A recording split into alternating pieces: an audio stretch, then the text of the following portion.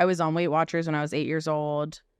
I have done every diet under the sun between the ages of 8 and 17. And I only ever lost 5 pounds. When someone says, like, I am fat and this is just how my body is, then that means that for you, maybe one day that will also be true. You will not actually be in control of your body that you think you have all this control over. Alrighty, welcome back to the channel. Thank you so much for clicking on today's video. Today we are going to be talking about Jordan Underwood. We've talked about Jordan a couple times. Jordan has been a pretty prominent role in the body positivity, fat liberation space for a while, but they recently have actually taken quite the step back. Some things that have happened, Jordan ended up gaining like about 150 pounds in a very short amount of time, I think about 3 years, and they found out that they were struggling with lipedema, and then they ended up actually getting some help with that, and they have actually recently lost pretty much all that weight in a pretty short amount of time, about 150 pounds, relatively quickly, and they're really not online as much. But they actually recently did this podcast with Style Like You, where they talk about a lot of different things. Obviously, this is an hour-long podcast, but the title of it is There's No BMI Cutoff for Feeling Beautiful, Why Jordan Underwood Won't Stop Dismantling Fat Phobia. And I feel like there's some interesting things in this interview. We've cut this down to about 17 minutes. Of what I feel is necessary for, or just that makes sense for me to talk about on the channel. A lot of it's kind of just stuff that doesn't really have anything to do with the things that we talk about here.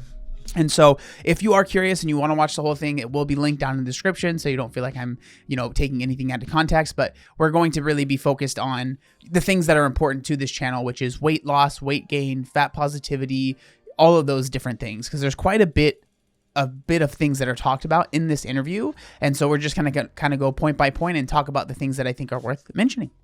So I've been on a very long health journey. I have a connective tissue disorder called lipedema, and I have a second connective tissue disorder called hypermobile Ehlers-Danlos syndrome. And I went undiagnosed for a very long time because they're genetic conditions. So I started exhibiting symptoms when I was like 12.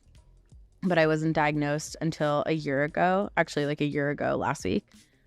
And over the period of time where I was undiagnosed, I was put on a medication that really rapidly progressed my condition. And so over the course of like basically 2 years, I gained like 150 pounds. I lost all my mobility. I could like barely stand long enough to get dressed in the morning.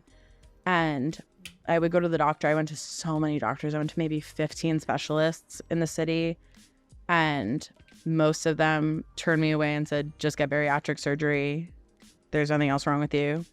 I knew that that was not true because of how rapidly my condition declined. And I was like, and also the fact that the weight gain was not aligned with my behaviors. I was tracking my food. I went to PT for 7 months. I was doing hot yoga and swim and all these things to try and improve my mobility, and not as a weight loss thing, but more so just like feeling very confused about why I was gaining so much weight and what was happening. And long story short, I ended up getting diagnosed with this condition. And over the course of kind of maybe a year before that through now, I have spent a lot of time being very open about that online.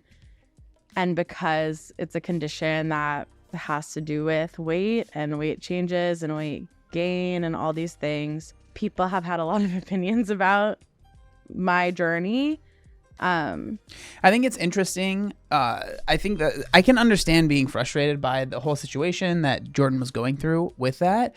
But I think it's interesting that when they bring up the whole like, oh, I wasn't doing it for weight loss, I was just doing these things, right? It's like, it has to be brought up. And then I think a lot of the backlash, or like what people were saying, was there was a lot of things that Jordan was saying at that time that a lot of people had issue with. It wasn't just the fact that Jordan was gaining weight or whatever. Like it's not like most of the videos where Jordan Underwood gained all this weight. How is this possible, right? It was things that Jordan was saying, saying that being overweight is the same as being disabled, things like that people had issue with. And then they dug a little bit deeper in that. So it wasn't just because Jordan was overweight. And I feel like a lot of times those things get brought up where it's like, oh, people didn't like me just because of my size. When a lot of times it's like people had something to say because maybe some of the things that were being said were problematic. And so they obviously had something to say about that. And then obviously the size was a big part of why you're saying these things. So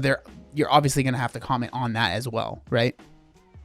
And that has been really, really hard. And so I have actually in the past couple of months, like taken a step back from being online in such a public way about my health stuff and just my life in general, because it was kind of consuming me in a way that I didn't think was healthy. The reason I feel anxious. So I think that that's a good thing, right? Like, I think that that's a good thing, because I think a lot of times people, in my opinion, will share way too much to where you are giving strangers on the internet way too much information about your current situation, and then you are surprised when they have something to say about it.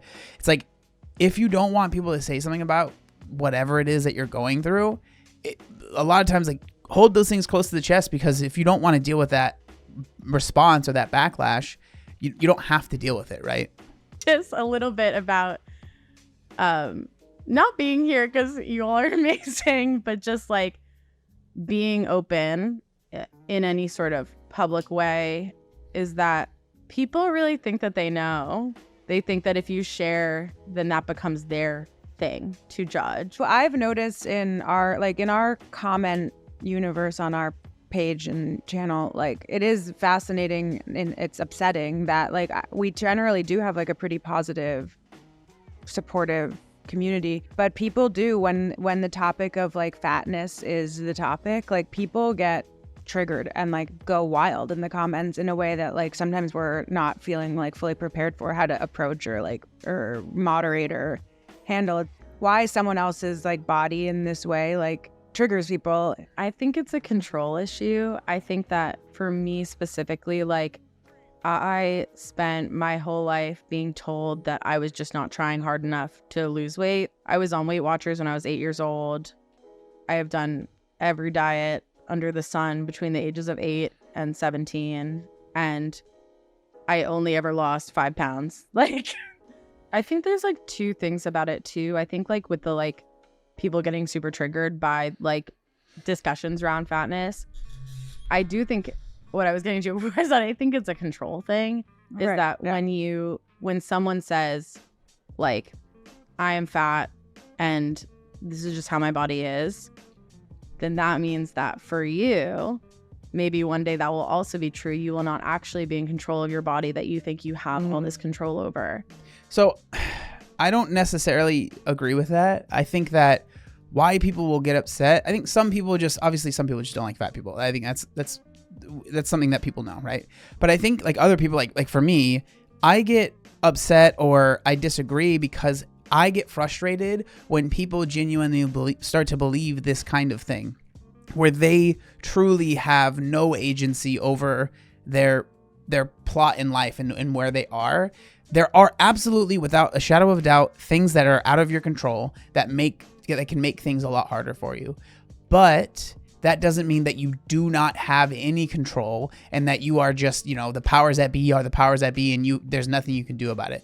I think that is an incredibly dangerous way to think, because you do start to truly believe that there's nothing you can do, right? And then obviously when we bring this to weight loss, I think it's dangerous to tell people that I am this size and there's nothing I can do about it. Like, yes, there is. I think that, some people are not meant to be, like for me, I am not meant to be 160 pounds. Like, that's just not, if I tried to be that weight, I would always be failing, right? I would have to starve. It would not be good, right? I weigh like 218 pounds right now, right? So that just is not possible for me. But there's absolutely 0% chance way that I am supposed to be 400 pounds. That was me at my heaviest. There is absolutely no shot. And the thing that's frustrating is Jordan themselves has gone through the same thing. They were not supposed to be 500 pounds. And when they were 500 pounds, and they get into this later, their mobility was gone. They could barely move. They were in an insane amount of pain. That is not healthy. That is not normal. That is not comfortable. And we should not say those things are comfortable, normal. It's just how your body is, because I disagree on a fundamental level that is true. You think that you can biohack and you can like do all these things, but ultimately, like, I didn't choose to have this disorder. Trust. Right. I did not choose to like go through this, and as much as I think people want to believe that the way our bodies look is a choice. There are things you can do, yes, that are like within your power. So it's frustrating when I hear stuff like this because that is such an important part, but it's brushed off. There's things you can do that are in your power, but it's like, wait, whoa, let's stop there. That's huge. That's very important. There are things that you can do that are in your power. Period. Right? And like, again, like I'm saying, does everyone need to be super lean, ready for a bodybuilding show? No, that's not comfortable. That's not normal. That's not healthy for most people. Some people, they can be pretty lean normally and it's not really that hard for them, but not everyone. But I'm just saying that no one is naturally going to be rail tiny thin. Majority of people are not going to be that. And then same thing on the other side. And to say that that's the case is just wrong in my opinion. But we always have to weigh that against how much is not in your control. That's something I think about a lot. What's in your control? The only thing that's in your control is how you respond to it. Yeah, exactly. How you respond, the things you decide to eat, how you decide to respond. Are you going to move your body a little bit more? Are you just going to be like, you know what, there's nothing I can do about it. I'm just going to sit here and I'm going to eat the XYZ food and I'm going to sit and only, not try and move my body at all. I'm not going to take any steps in a day. I'm just going to accept that this is where I'm in, right? That's how you respond. If that's how you respond, yes, you are going to be in a worse place than if you respond in a way you're like, you know what? Yeah, it sucks that maybe my plot in life was a little bit worse. I didn't have as many, I have a lot more roadblocks than someone else might have. But I'm going to respond in a positive way and I'm going to try and see it through and try and work harder and be in a better position than just accept that I am in a worse position right now. It's just so frustrating because like you said it right there, how you respond. But if you respond in a very negative way and you just don't try and do anything about it, of course you're not going to see any positive change. Yeah. You can't control anything outside or like the innate who you are, like all of that you said. Yeah. So the only choice is to change how you respond to it. And again, it's like the innate who you are is what? I was innately supposed to be 400 pounds. No. That's obviously wasn't the case, right? So you said that like in the last like 3 years you gained 150 pounds. Is that like, so I gained it and then I lost it. okay. So you're kind of like back to where you were before that happened? Okay. Yeah. And that was because you were given something that actually inflamed the condition. Yeah. Tough blow. And there was no way for that. I mean, there was a way for them to know, but not the doctor specifically who prescribed me that medication. It was prescribed by a neurologist, and the condition I have, lipedema, really should be screened in all AFAB people at puberty because it's a condition that flares up with hormonal change. So did you gain a lot of weight as a kid, like when you were in puberty? Yeah. Okay. So I was always like a husky kid, I guess I would say. When I look back on pictures of myself as a child, I would not say that I was a fat kid necessarily, but I weighed more, which is why my weight was always coming up.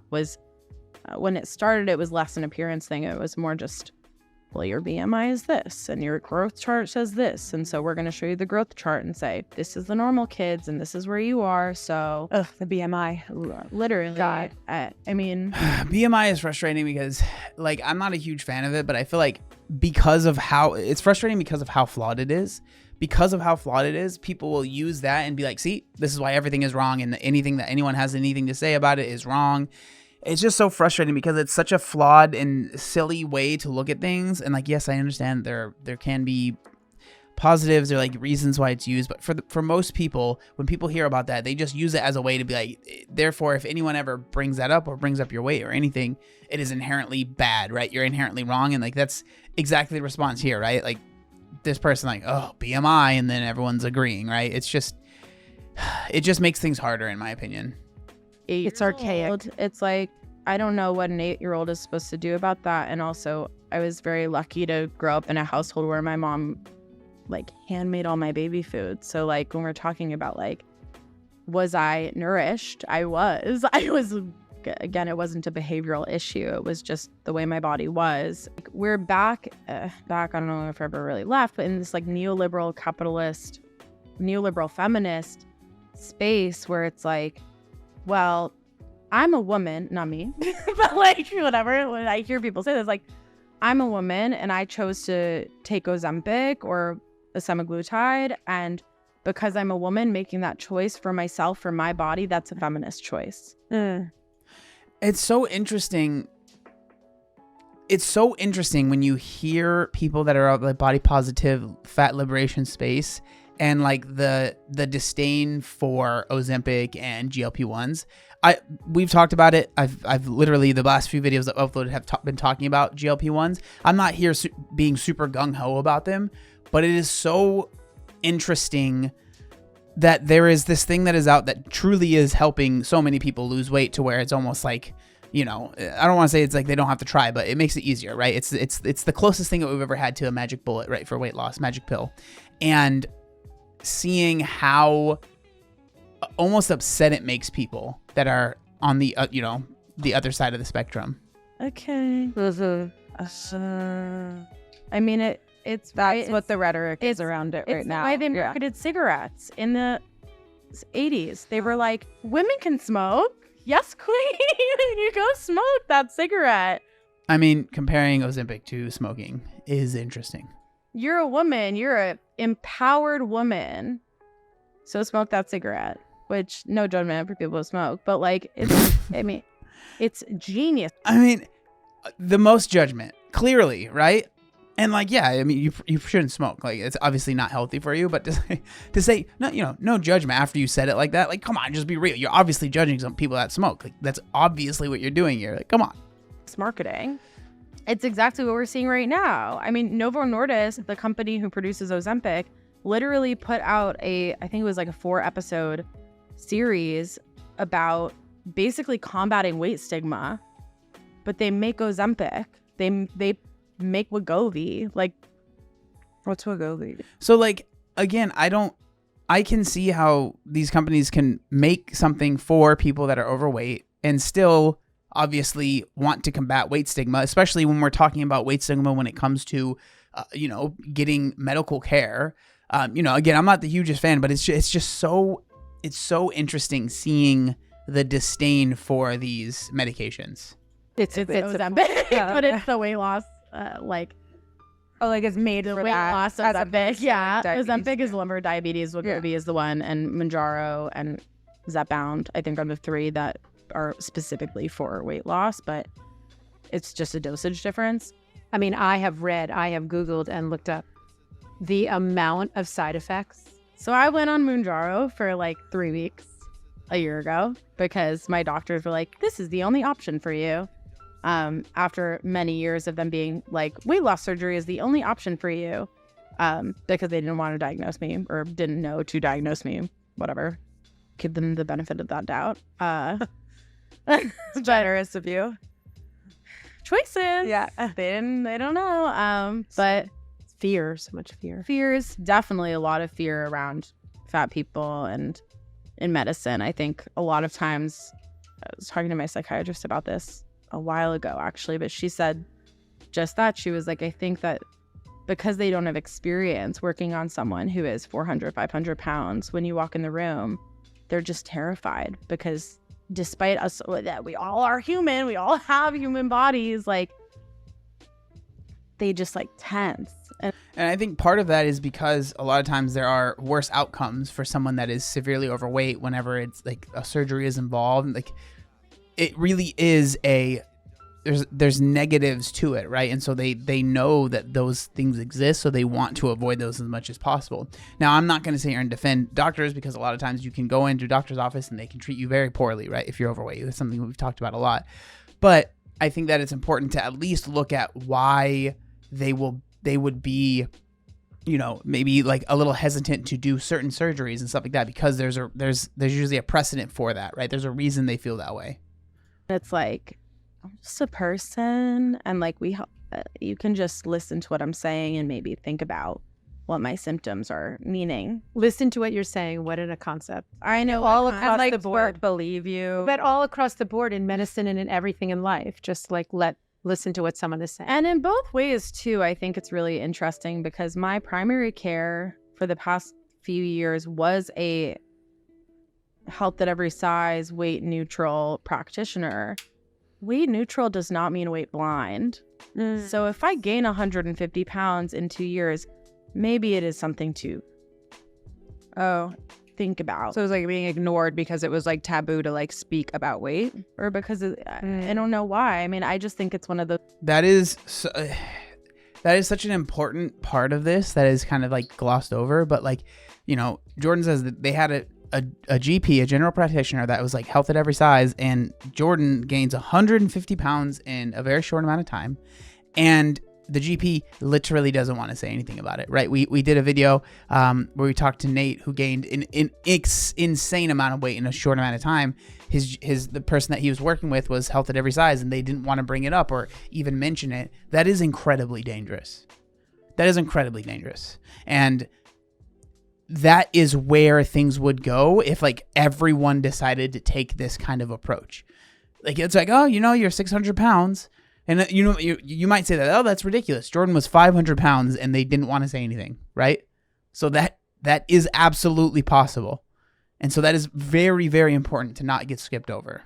those things where it's like, right now, we have doctors who are saying, if you are a certain weight, you need to get bariatric surgery, you need to go on Ozempic, you need to do XYZ, with no consideration for what you're eating, how much you're exercising, what other symptoms you're presenting, doesn't matter. But then again, on the other side, it's practitioners who I think are again operating out of this fear and ignoring a big part of bodies, which is change. And I would argue, like, I don't know, I'm not a doctor, but like change in condition would probably be like the biggest indicator for something being like wrong or also a condition improving. And what was it like for you at 500 pounds? Yeah, and so exactly that, like, so we have one extreme and the other, and what I always try to advocate for is meet somewhere in the middle. Like, if you have someone that's like not going to listen to you at all, doesn't care about, like, your weight is the only problem, there can't be any other issue, that's a problem. But then if you have someone that's like, your weight can't have anything to do with your issues and it has to be something else, and oh yeah, I know you're 450 pounds, but like there's obviously something else, that losing weight is definitely not the answer. That's a problem, right? We need to find middle ground. We need to find a compromise in the middle. Be realistic. It just feels like no one is like that anymore. Your actual day-to-day life. It was hard because I was in so much pain, you know, and like I do not attribute that pain to my size. I attribute that pain to the inflammation, because as soon as I began treatment, like, yes, I started losing weight, but like immediately my pain went away. Oh man. So Jordan was 500 pounds and started to lose weight for whatever treatment they were taking. And they started to feel better, and they still are afraid to say like losing weight was beneficial for me. So I'm sorry, Jordan, but like there is no one that 500 pounds is like their healthy normal weight where their body needs to be at. That does not exist. You yourself felt that by being that weight, right? But the issue is there are plenty of people that are in that position or getting to that position that are being told by people like you and other people in the space that there's nothing wrong with their weight and there's no problems and they shouldn't be worried about it. And anyone that has any concerns doesn't actually care about them, and they're just trying to be mean to them. Come on. You yourself experienced it. You yourself experienced the difference between, I'm assuming you lost 150 pounds to what, 350 pounds now versus 500 pounds, and how you could barely move, right? Huge difference. Like, not completely, obviously, but so quickly. Like, a lot of the pain I was having decreased. And like, to the people who would attribute that pain to the fact that I was 500 pounds, if you're saying I'm having this pain because I'm 500 pounds, then why wouldn't I have that pain at 480? So I had really, really intense back pain, and that was actually really like funny, the like only pain that I experienced, but it was so severe that when I stood up, my back would immediately start spasming, and then I would lose feeling in my legs and I'd have to sit down. So I could stand for maybe 2 minutes tops by like right before I got diagnosed or when I got diagnosed.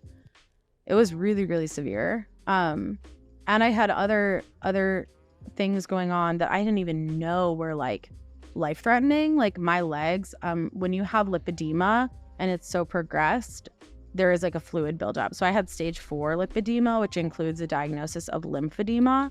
And lymphedema is when your legs or other body parts fill with lymph fluid below the skin. And mine had gotten so bad that there's this condition called leg weeping. So the fluid, because of the pressure buildup, has nowhere to go. So it tries to get through your skin. And so there are like micro tears in your skin. Ooh. And literally, like, I would be sitting here and I would like look down, there'd be like a pool of fluid on the floor. But Crazy. Despite so much of my internet presence being talking about the things that I've gone through, when you say, oh, like fat people can be healthy, they think that like that means that I am saying that I am healthy. Mm-hmm. I was not healthy at 515 pounds. I wasn't. I was only that weight. No one is.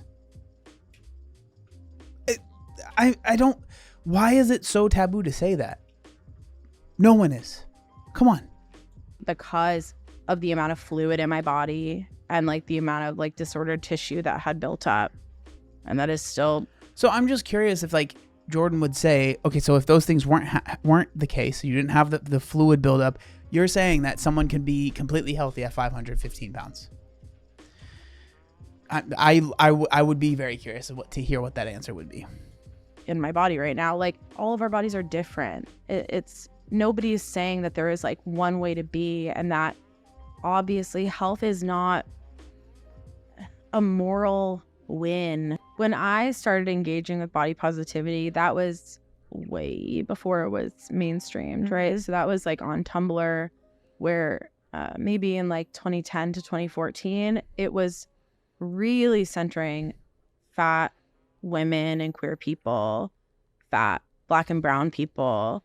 There was an understanding that fat liberation and body positivity were kind of all not the same, but they were kind of mixed up in a way that once capitalism ripped from its roots, like body positivity really just became about the relationship to the self. I still have a very deep fondness of body positivity as a movement, which is maybe controversial to say in my circles, because I do believe that without body positivity, I don't think I would have been able to get to this place in myself where I could even know how to advocate for myself. I needed to understand my worth before I could step forward and say to my doctor when I was 16 that I didn't want to go on weight loss drugs when that was presented to me as an option. I don't think that had I not been in these online communities where these things were being explained to me in the way that they were, that I could have pushed back. And I'm very grateful that I did, because we know that the weight loss drugs at that time and almost always have severe side effects that are detrimental to a person's overall health and well-being. And not just the drugs, but weight loss surgeries and all these things. They have side effects that you can't even imagine. A lot of people. So, like, yes, of course, that these things are very important things that you need to worry about. But it's interesting because they're so comfortable saying like, oh, these weight loss drugs or these surgeries have so many different side effects. But if you bring up the side effects and the things that you deal with when you're severely overweight, then all of a sudden that's a problem, right? So it's like, yes, there are side effects from that, but it's about weighing the things that you're dealing with at your heaviest weight, whatever that might be, and finding out what is the best option for you, right? But it's just so interesting to bring up all of these side effects for these drugs and these surgeries, but not talk about like the actual negative side effects of being severely overweight, right? It's important as well. We're uplifted as the leaders of the body positivity movement, and to some people, like, who conflate body positivity and fat liberation, the leaders that were uplifted were just in it for the money, right? They just wanted the followers. They wanted the clothes, and it was about the clothes. And clothes are so important. And I think that is something that sometimes I have had bristles with people in Fat Liberation around the ways that conversations around clothes are minimized, because how can you get a job if you can't fit the uniform, right? Like, how can you go into an interview if you can't get an outfit that fits you well? How are you going to get that job? And I don't blame like the fat lib people who I've bristled with about this, because I think that they are responding to the watering down and the ways in which these plus size influencers and fashion content creators have partaken in the watering down. And these are a lot of these influencers that we are seeing now peddling the weight loss medications and all this stuff, and kind of reeling back in their like body positive roots or whatever you want to say, like how they built their platforms, like because it was no longer profitable for them to spread a message of fat liberation.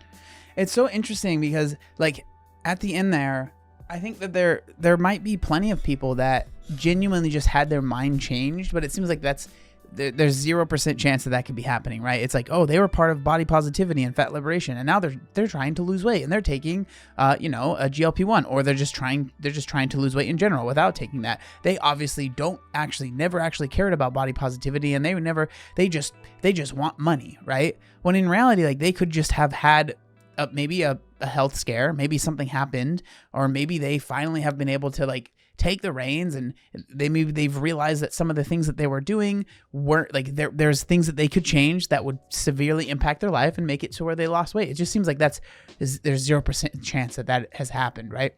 But I just wanted to share this interview because I thought there was a lot of really interesting kind of nuggets in it. I would love to know what y'all think down in the comment section down below. Thank you so much for watching, and I'll see you next time. Peace.